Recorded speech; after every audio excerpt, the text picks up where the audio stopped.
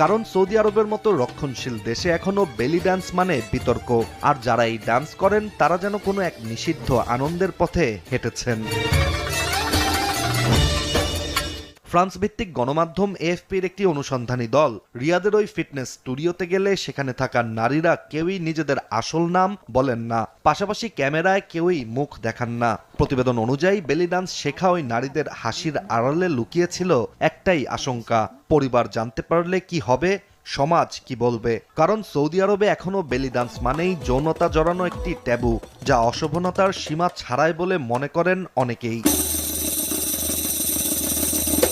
কিন্তু রক্ষণশীল সৌদি আরবে কঠোর সব নিয়মকানুনের তোয়াক্কা না করেই পর্দার আড়ালে কড়া নিরাপত্তার মধ্যেই শিখছেন বেলি ডান্স কয়েকজন নারী, চেষ্টা করছেন নাচের মাধ্যমে নিজের আত্মবিশ্বাস খোঁজার। এদিকে সৌদি আরব জুড়ে